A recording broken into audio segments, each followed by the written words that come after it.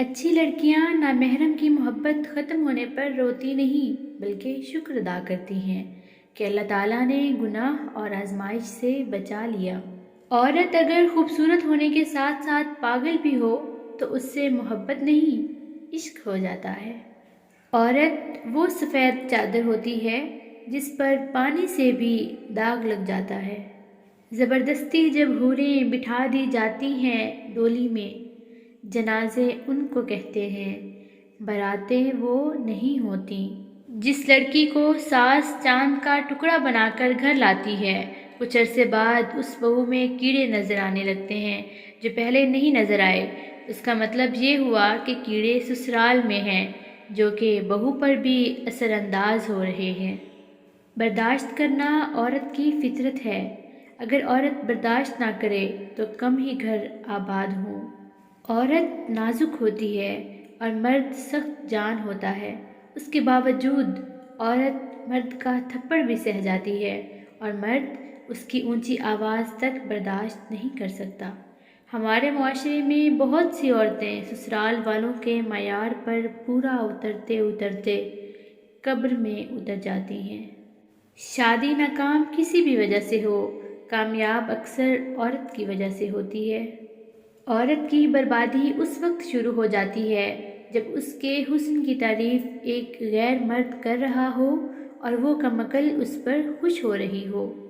بولنا عورت کا پیدائشی حق ہے اور بولتی ہوئی عورت کو سننا مرد کی پیدائشی بدقسمتی۔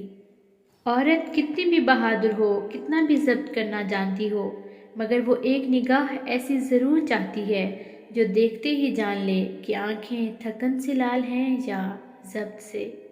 عورت بیدار ہو جائے تو فرعون کے گھر میں موسیٰ کو پال لیتی ہے۔ عورت کے ہمدرد مرد صرف 4 ہیں، باپ، بھائی، خاوند اور بیٹا۔ باقی کسی سے ہمدردی کی امید عورت کے لیے خطرناک ہے۔ مرد کا کام عورت کو سمجھنا نہیں، اس کو محسوس کرنا، اس کی حفاظت کرنا، اس سے محبت اور اس کی عزت کرنا ہے، اور یہ باتیں عورت کو کڑے سے کڑے حالات میں بھی جینے کا حوصلہ دیتی ہیں۔ نسلی بکری کانوں سے اور خوبصورت لڑکی پاؤں سے پہچانی جاتی ہے۔ اسلام نے عورت کو قید نہیں کیا بلکہ ہوس پرستوں کی نظروں سے محفوظ کیا ہے۔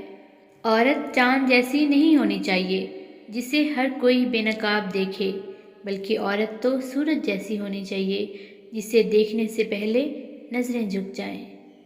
اور لڑکوں کا کیا ہے؟ ہزاروں لڑکیوں کی زندگی برباد کر کے پھر حجاب زادی سے شادی کرنے کی خواہش رکھتے ہیں۔ عورت کے پاس یہ صلاحیت ہے کہ وہ حالات کے تقاضے کے مطابق اپنے والدین کا بیٹا بھی بن سکتی ہے اور اپنی اولاد کا باپ بھی۔ مرد اگر عورت کو روکتا ہے، ٹوکتا ہے تو اس کا مطلب یہ نہیں کہ وہ شک کرتا ہے یا پھر اس پر اعتبار نہیں کرتا، بلکہ وہ اسے اپنی عزت سمجھتا ہے اور اس کا خیال خود سے بھی زیادہ رکھتا ہے۔ ایسی عورت دنیا کی خوش قسمت عورت ہے۔ ہمارے ہاں اکثر لوگ مذاق کا سہارا لے کر دل کی بات کہہ دیتے ہیں۔ عزت عورت کو دیے جانے والے تحفوں میں سے سب سے خوبصورت، قیمتی اور نایاب تحفہ ہوتا ہے، مگر اتنا مہنگا تحفہ دینا ہر مرد کے بس کی بات نہیں۔